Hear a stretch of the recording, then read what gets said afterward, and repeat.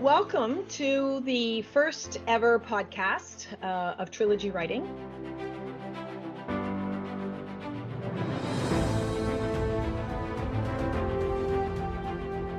This is a new series that we've started called TriloTalk.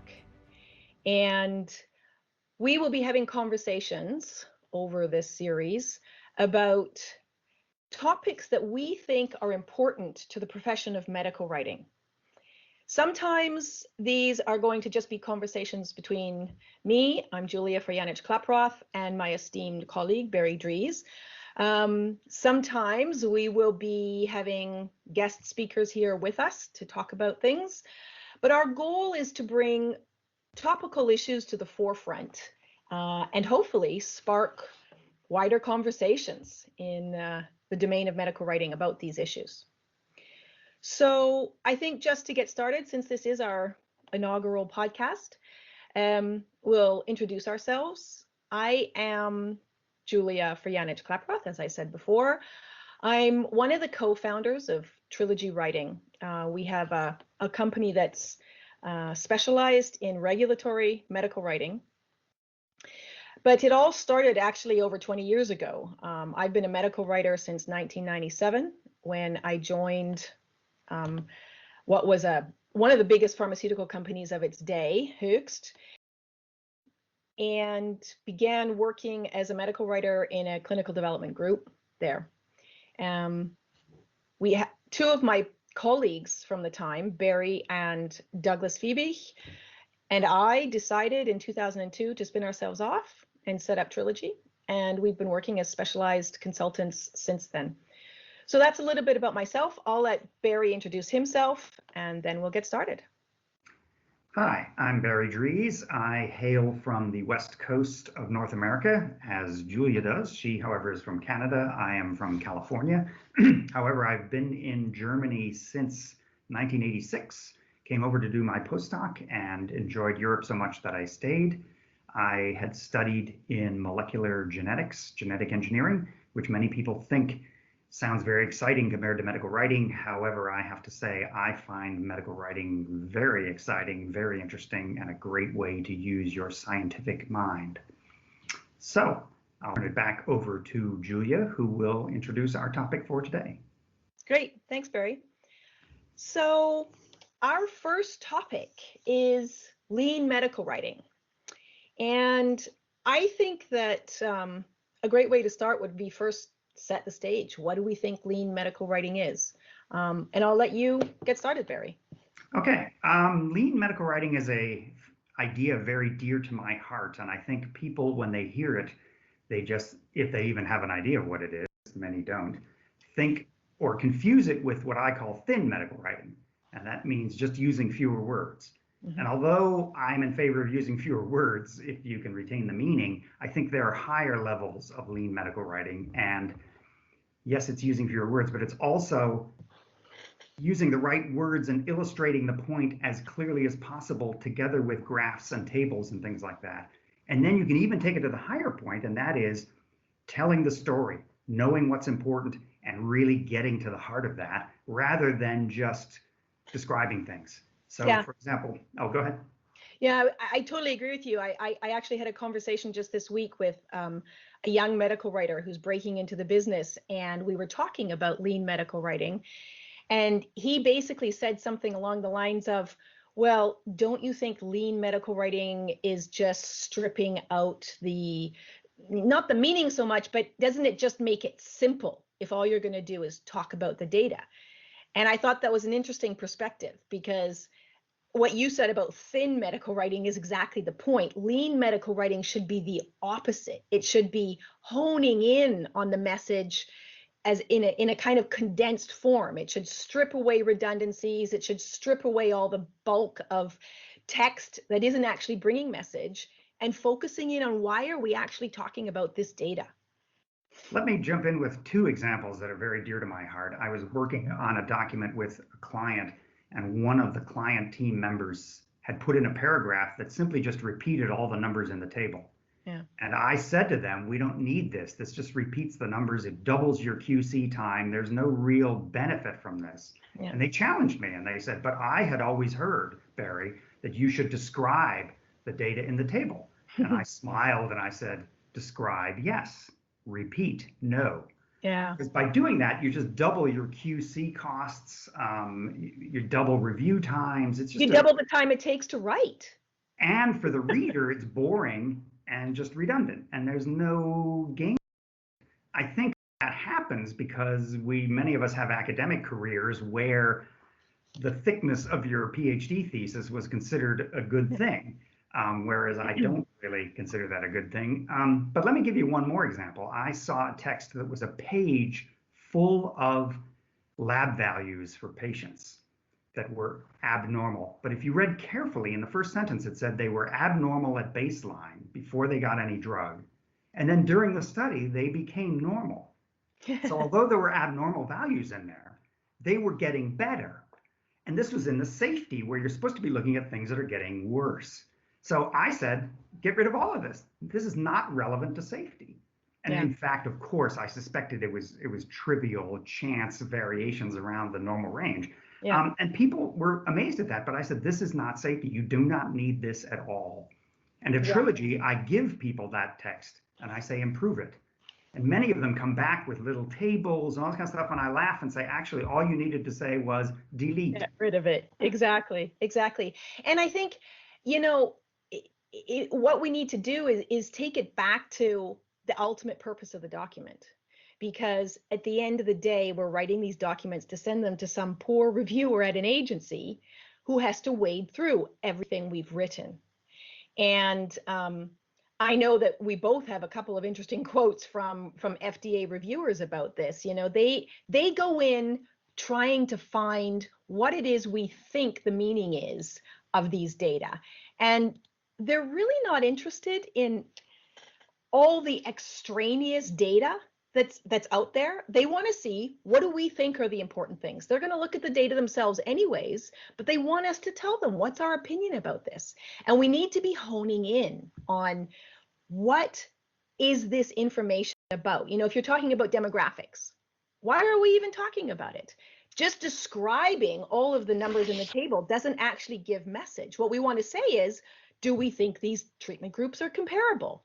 And perhaps, is the population in the study reflective of the target population we're going to treat? You know, those are the two messages we should be trying to get out of the data.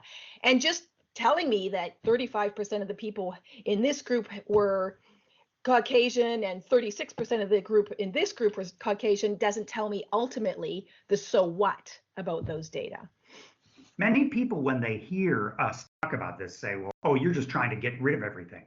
And I always have to correct them and say, you know, if this was a message on a cereal box, you might have some argument there. But actually, don't forget, this is part of a big document that has appendices, that has end of text tables and everything. Exactly. You can always send the reviewer, if they want that level of detail, where they can find it. But they shouldn't be faced with that right up front. You know, if I say, Julia, I have a great message for you, but it's 500 pages, and somewhere in there is the message. Have fun. Or do I say, here's the message, and here are the places where you can find the things that back it up. And that, I think, is the key to doing this, to remember, and especially in the electronic age, you know, you're never more than a click away. So tell people what the story is. Then if they really want to, or if they disbelieve it or something, they can go and get more detail on it. Think of it almost like an internet site where people will say, you know, for additional sources, and then think of how often you've actually clicked on those additional sources. Yeah, absolutely. And I mean, we know that the agencies are going to go and do a deeper dive into the data afterwards. It's all there.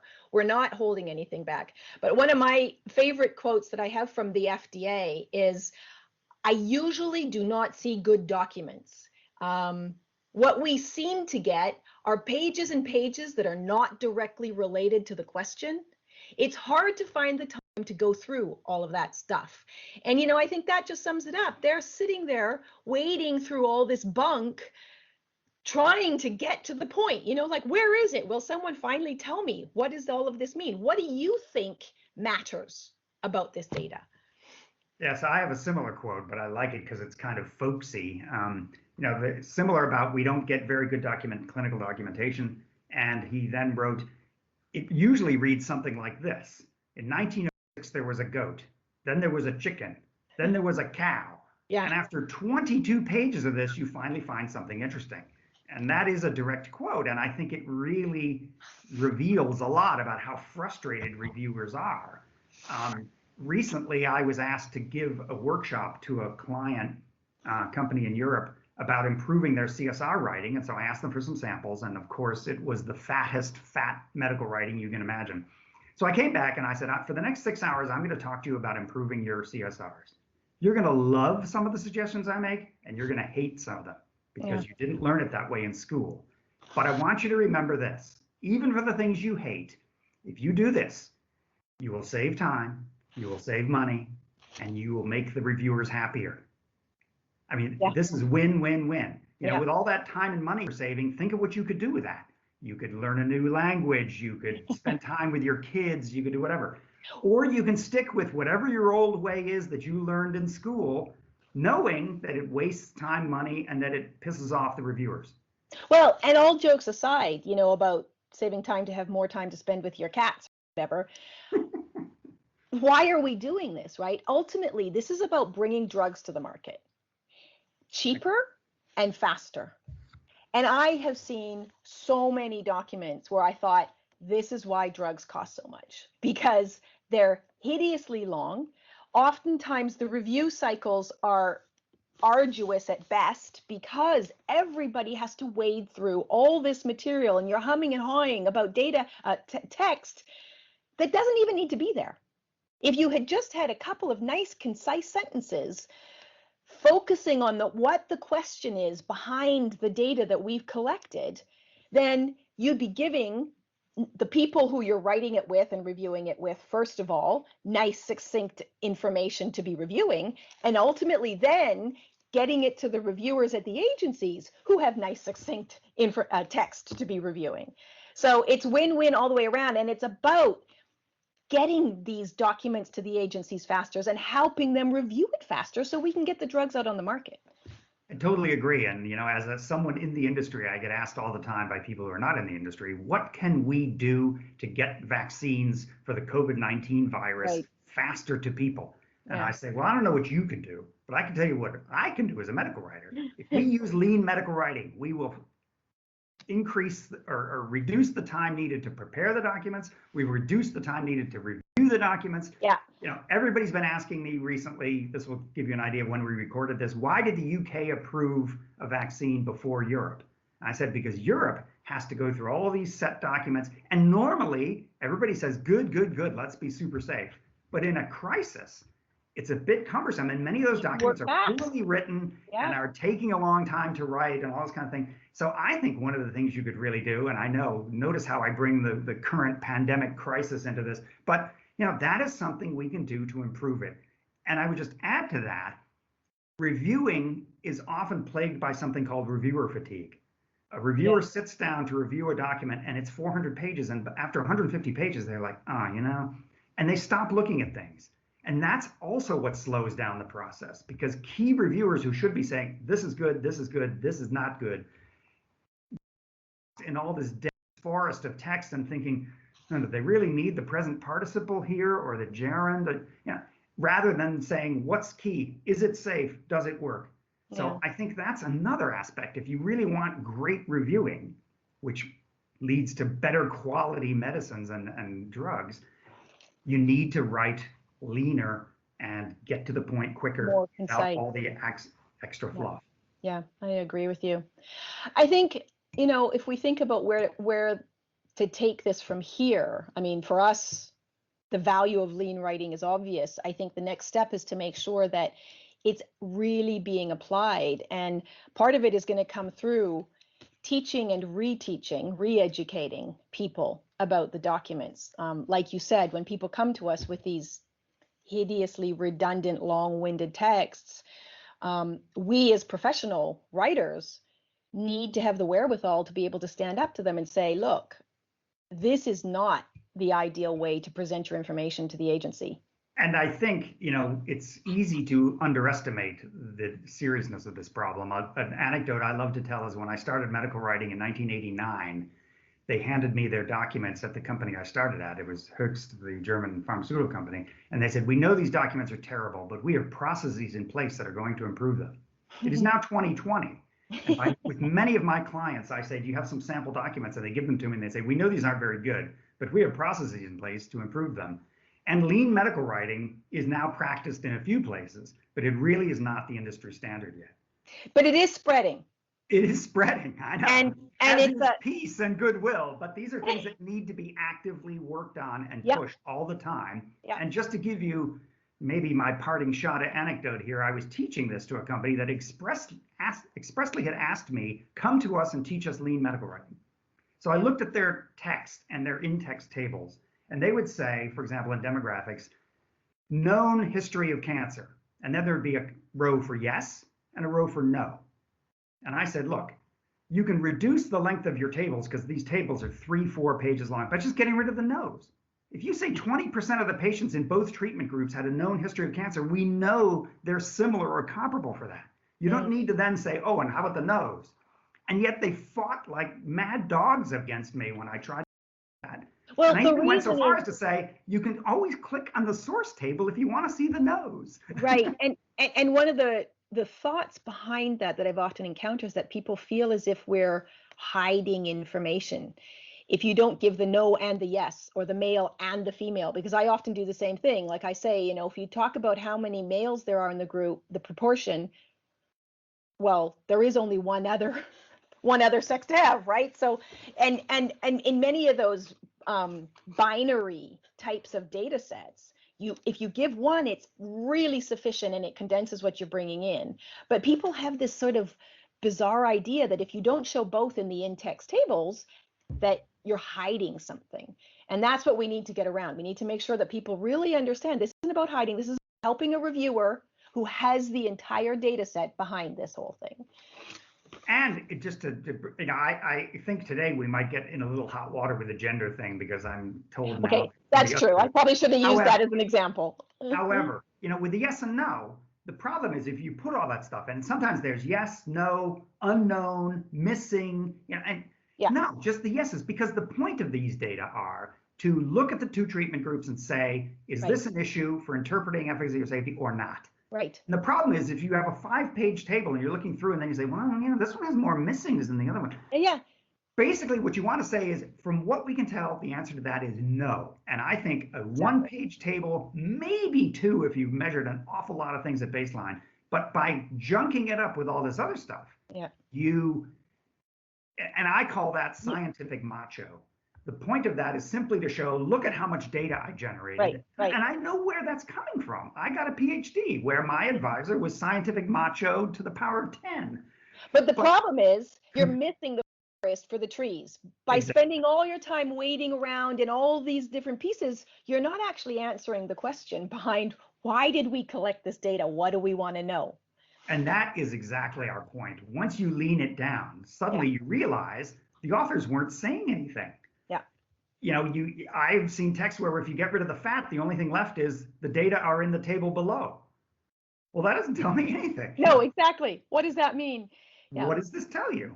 You need a healthy dose of pragmatism, looking at it, understanding what you're trying to say about these data and focusing in on that. Yes, and which is why I have become kind of infamous for whenever I get data, either for me or for the people I'm working with, I say, before we start looking at the data, what question do these data answer? Yeah, exactly. Because if you don't know that, you can get caught up in unknowns and missings and stuff, and that's not relevant. Yeah. We have a question and we want to know, are the treatment groups similar or similar? Which one's more effective than the other? Does one have a safety issue compared to the other? Those are the kind of things you need to focus on, and then you can answer yes or no. Exactly. Well, there's just one last thing I think I'll pick up on as we come to the end of this session, and that was, you mentioned 20 years ago, people were talking about the processes that are going to change the way we do writing. And I remember people developing macros and things that were going to pull in the information. I think that makes a nice segue to what our next talk is going to be about. which is the role of AI in medical writing. And I invite everyone to join us for that session because I think that it's going to be quite interesting. So thank you for listening to TriloTalk today. If you enjoyed it, please come back and listen to us again. If you have feedback on this or any of our sessions, we would love to hear it. In addition, if you have ideas for future topics that you'd like us to cover, particularly something you think the community should be talking about, let us know. We would like this to be an ongoing conversation with medical writers at large, and you can send us comments on our Twitter feed or on our LinkedIn page. Just a reminder, you can find all our episodes of the TriloTalk podcast on Apple Podcasts, Google Podcasts, Spotify, and trilogywriting.com/TriloTalk. Have a good rest of your day.